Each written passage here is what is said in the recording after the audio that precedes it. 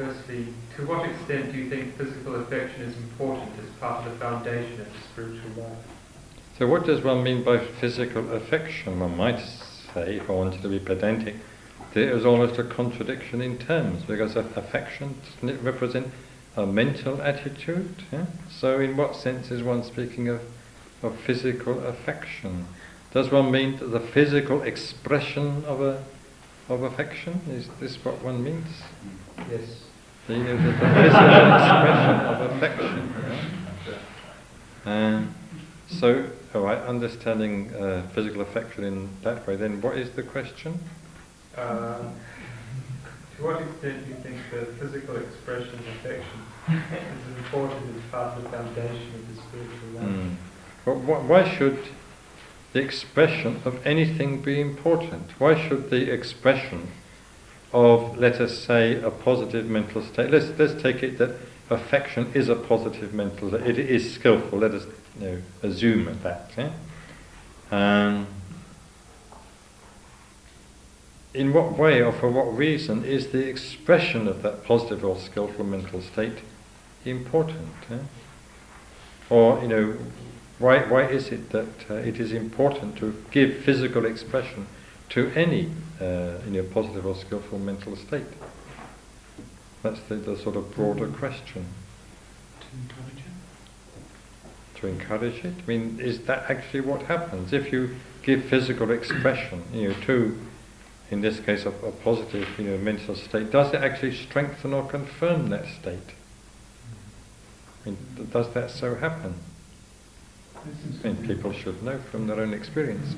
Isn't it a natural result in a way? If you feel happy, it's going to come out, isn't it? Yes, right.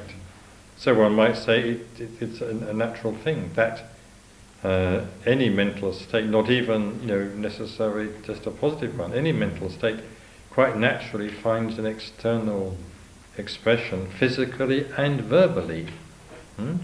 This would seem to be the natural situation, so that it would seem that if you entertain feelings of affection towards anybody, it would seem to be natural, so to speak, that they find not only physical but also verbal expression, and that expression, whether physical or verbal, tends to strengthen the feeling, in this case the affection itself.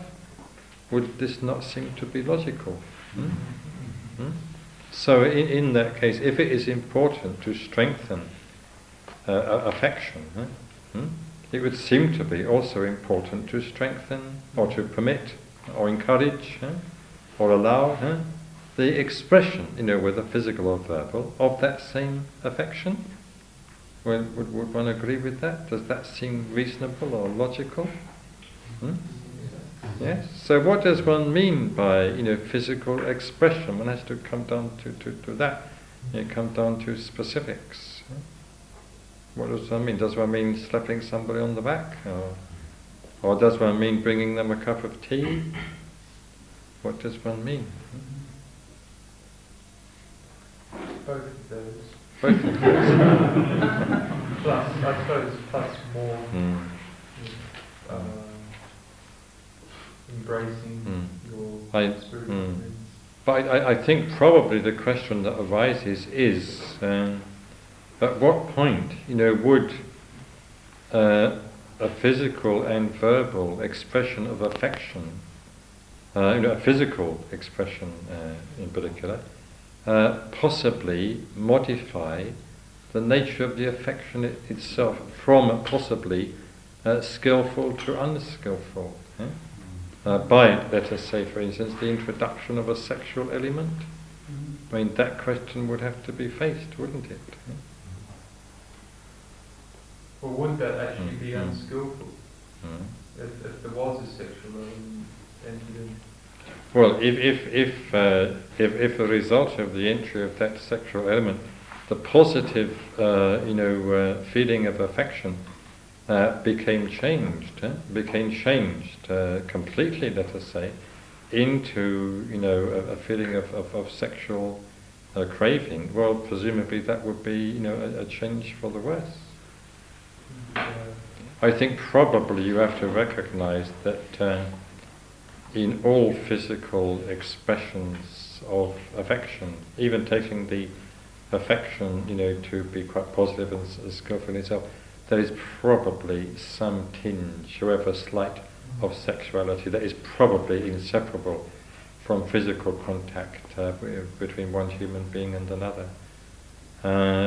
It's probably a question of the degree, to which that affects, the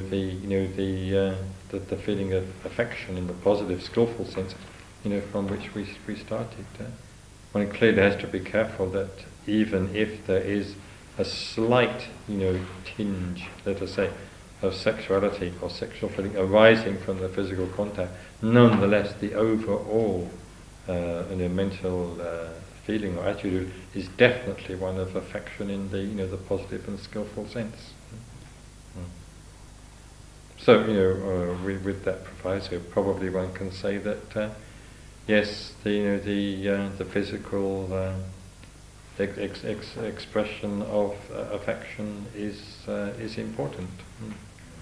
I'm just wondering whether the question of temperament comes in at all here. It may be a red herring, but I'm just wondering whether it does. Are there some people who by temperament, let us say, this begs the question of what is temperament or character, or character type, less inclined to express their feelings physically and verbally? Or is that perhaps due to conditioning? What do we find in the case of children? Do children, normally express their feelings physically and verbally quite freely? Is this the normal, the natural thing with children? Anybody ever seen a child recently?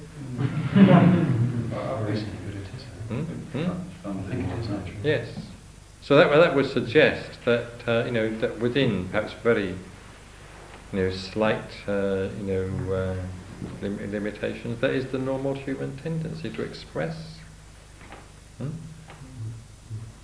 So perhaps one can't say that basically there are different types in this respect, even though people may have been subject to different degrees of conditioning, and therefore one is to expect that a normal, healthy human being, not inhibited, not blocked, as we say, whatever that might mean, like a drain.